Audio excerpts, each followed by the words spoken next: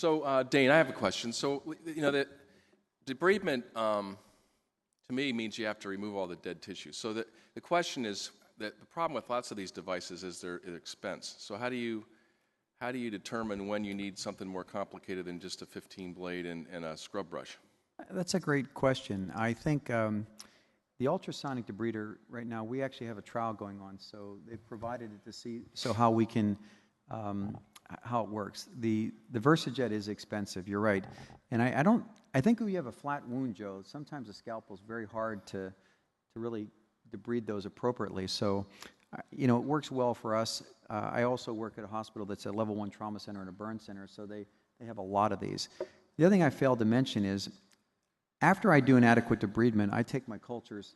We do a post-debridement culture, and again, Chris Attinger taught me that you can take a culture before, which is going to be full of all your organisms, but you really want to know at the end of your debridement if you've actually done a good debridement, and those post-debridement cultures I think are very important to us. So Perry, it looks like a lot of those cases you either did at the bedside or in the office. So what's your standard materials you have in the office for just? All of what? No, everything that you saw there. I didn't chance to say, but everything that we did was at the bedside, so in our office, and the tools that I described. And we have a few more things, a few more gadgets, but a full set of bone tools is handy. We have double action bone cutters. We like to use cobalt. I don't know, but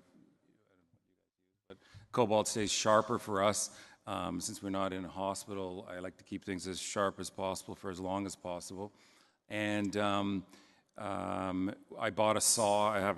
I bought a sagittal saw because I found that using a bone cutter tended to crush the bone when we were resecting that, and left me with a little bit of a mess to deal with. And then the question always is, what can you do at the bedside? And I think that last year we were talking about what Dave and Steinberg, where they were doing these tendon releases at the bedside.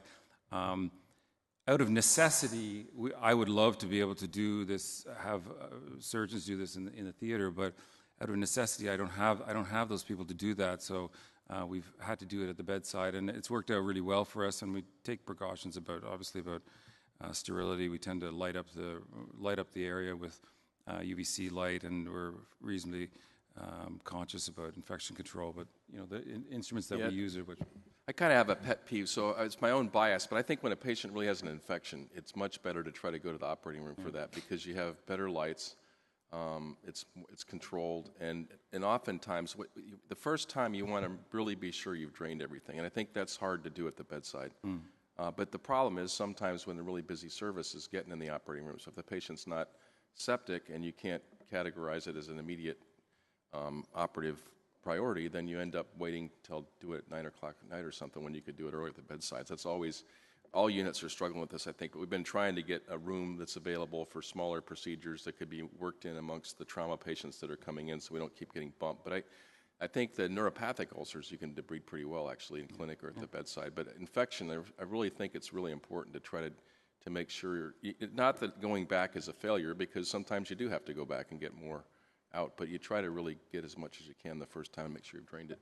Question from the audience? Yes, I have a question. What criteria do you use for maggot therapy? Under what circumstances do you delineate the use of maggot therapy versus just sharp dissection? So summarize your maggot message for us. Well, I think that the key element with maggots is, and for us, when we're it's almost universally used when we have a wound that needs debridement in a non-revascularizable limb, where and then the decision is we can't leave it be, so we can't leave them alone.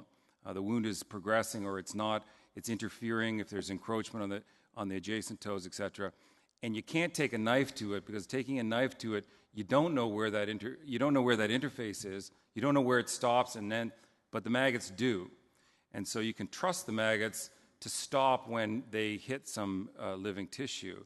And it's in those circumstances that we would use this. And I think it has to be carefully done. I mean, obviously, here in the States, they're used a little bit more frequently because they're more accessible. But I was talking to Ron Sherman at Monarch, and he said that in Canada now they're going to have a distribute up in Vancouver, which will make the timelines and the distribution line a little bit easier for us to acquire, and they take care of the regulatory stuff too, so we can order it quickly and get it. But that's the circumstance that we use it in, where we really are unsure of where that demarcation point is. How long do you leave the maggots on? 2 days. 3 days? 2. Okay, thank you. Yeah, we use them. There's some of these wounds where you've revascularized them, there's dead tissue that's starting to separate. So there's all this debate about how long do you wait to go back and do something.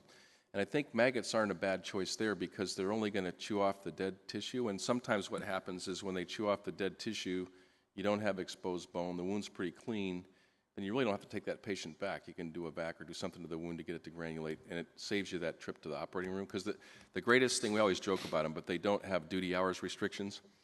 And so they work 24 hours a day and they don't complain, but they also don't eat healthy tissue. So they actually do these necrotic wounds that are kind of, you're not quite sure how deep they are. They're not badly infected, so you're not worrying about going to the operating room for that.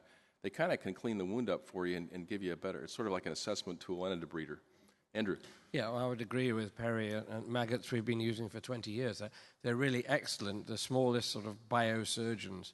And they have many advantages over surgeons, as Joe said, but the best one is you can kill them after 3 days. It's illegal in England normally to kill surgeons, but we're working on it.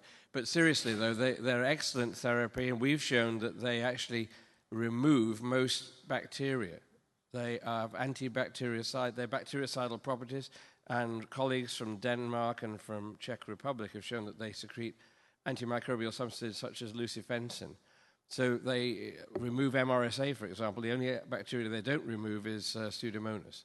And we've used them because MRSA is a colonizer, we've used them to remove MRSA in patients who've come to us and have been overtreated with antibiotics. So they're excellent and very useful in the diabetic foot clinic. So, Nick, the PanMed head resection. So I used to be a real skeptic about that, but I've actually come to really think it's a great procedure for some patients because it preserves a more foot-looking foot, if you will, and also seems to avoid some of the deformity we all get into. So you have a patient who's got an issue with 1 or 2 toes, maybe they're infected, you take off the dead stuff, and you end up with this funny foot. And the patient's happy because you saved more foot than you would have had you done something more definitive like a transmet. But then you end up with a patient with a deformed foot that tends to get worse because you've created more deformity, right, by changing the pressure point. So the PanMed head resection, I think, is quite useful. So what do you do when you're doing this? What kind of vascular assessment do you require before you do a PanMed head resection? I want to make sure that they have blood flow out to their toes, that they don't have any like real necrosis. I mean, the SPY has really proven to be useful in that because it's the skin that's going to die off with a procedure like that. If the SPY is showing good perfusion out to the toes, I'm a very happy camper. I mean, in addition to the ABIs and everything else that we order. Yeah, I think you want to have either normal perfusion or maybe only the first stage of ischemia, but nothing major. Then you're going to do okay with that. Yeah, right. I think that's important. Very much so. Other questions? Well, I think we have one of the producers now is going to. Yeah, before we do that, actually, we're okay. On that note, by the way, enjoyed these videos as well. They're all terrific. But on the PanMed head, are you doing it instead of a TMA? Or are you doing it? What are the reasons you're doing a PAM? Is it instead of a TMA, or is it? I think in some patients you're kind of leaning towards the TMA, but they don't want to do it, and you don't want to do it to them. And an option that you can do sometimes in lieu of a TMA is a PanMed. Just get things moving. Right. And I tell people, look, you have an abnormal foot right now that's at risk of ulceration. And when I'm done with you, it'll still be an abnormal foot, but less likely to ulcerate. It's the things, your toes and everything are going to move now, right. At least more so than they did before. Well, I mean, of course, we're big advocates of a good quality distal TMA as well, right? But maybe if you can preserve some of the function if you can preserve a little bit more surface area, right? If you can still preserve some of your extrinsic musculature out to the toes, maybe that probably avoids some of the things that Dr. Mills was talking about, like creating an iatrogenic clubfoot, basically. Right. Especially if you go on a proximal TMA. That's a very good point, Yeah, too. we haven't seen a lot of trouble with the toes. I was always concerned that you still have these toes that would be a problem, but they tend to sit there and be happy. And, and Dane like Wukich, PanMed head, stupid idea? I don't think so. I think, I'm a reconstructive surgeon, so I've done many of these in people with rheumatoid arthritis. Yeah. They're the happiest patients in the world. Aren't they? Now, they have pain, and when you take away their heads, they don't have those calluses on the foot. Their feet look horrible, though. After you've done a PanMed head, the Hoffman procedure, there's a lot of instability. But the rheumatoid patients love it. What I've done in diabetic patients, and I've had many where they come in with an isolated ulcer, and commonly I will actually get a paper clip or put a dime and put it on the bottom of the foot and get an x-ray. Because I will tell you, it's sometimes very difficult to determine which metatarsal head is the problem. And I've actually done isolated metatarsal head excisions in patients with diabetes. Now, in other people, that's not necessarily great because they get transfer lesions. But so what in this patient? If they get a transfer lesion, you can do the same thing. And if necessary, you can take all 5. So I think it's a great operation. And Joe, the reason that their toes, they have these claw toes, but once you take the met head out, you take a centimeter or centimeter and a half, they decompress them. So now that you've effectively lengthened the tendon. Correct. So it's actually a very good operation, Dave. But I will start out with just a single met head. Yeah. Well, and I guess it depends on where that med head is and what the foot's like. And there actually are some interesting data now from Javier Aragon Sanchez and the like that we talked about yesterday from looking at the data associated with a recurrent ulcer associated with, say, a 1 versus a 2 versus a 3, with the 1 being the most commonly associated transfer lesion. After that, a central, and after that, a 5th being the least commonly associated with the Dave, if I could add something, it's if you want to see an ulcer heal fast, Dane, quickly, you can always add something. I'm sorry, but if you want to see an ulcer heal quickly with a very simple procedure, take out a metatarsal head from the dorsal approach and offload that patient. In 3 weeks, your skin will be closed. Before your stitches come out. Yeah, they'll be healed. So Yeah. now you can actually go plantar if they're not infected. Right. Close the ulcer. I'm not a big fan of That's that. more I of a generally rheumatoid thing. I will go dorsal. Right. And make the incision, and they heal beautifully. So I think it's a great operation. What about the since we're on this? I'm sorry, Mr. Chair. I'm not sorry, Mr. Chair. You can come up here, David. It's okay. But what about? I'm just trying. Come on, you got Dane here, and you got Nikki G here too as well. But what about the first? What do you do the first in a person with diabetes versus an RA patient? RA patients, I like to do a fusion. Figured as much. And in patients with diabetes, neuropathic, I would probably lean towards a Keller.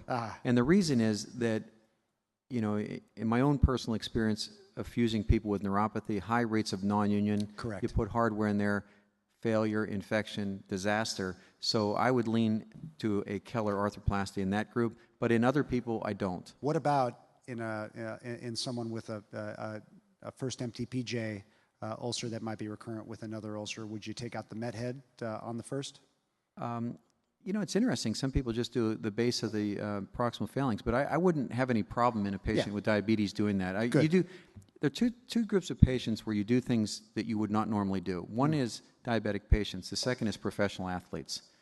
And it sounds funny, but in professional athletes, you fix fractures that you would not fix in a normal person, because when I see them, they don't want to take 10 weeks off to heal. They say, Doc, I need to be back. And so you fix fractures that you say otherwise you would treat. So those are the only two people, both high risk and high reward.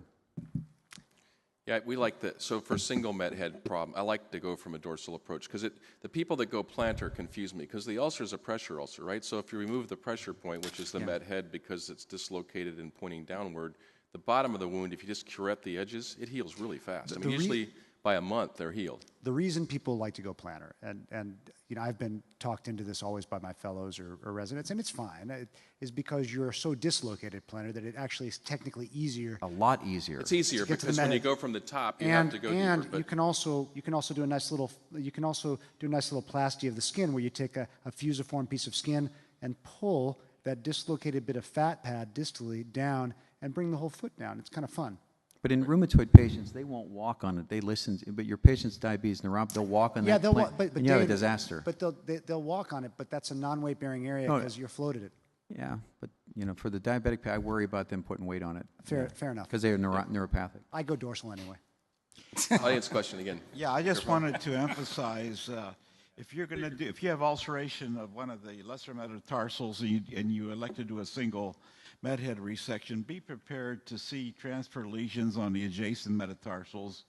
Eventually, you're probably going to end up doing a Hoffman procedure, PanMed resection. The other thing is, it's extremely important when you do a Hoffman procedure. When you're doing a Hoffman procedure, you're essentially destabilizing the foot because you have no weight-bearing control of the forefoot. So it's very important post-operatively to follow up with orthotics. The orthotics do two functions. One is it stabilizes the foot in a stance position and helps in transfer of weight.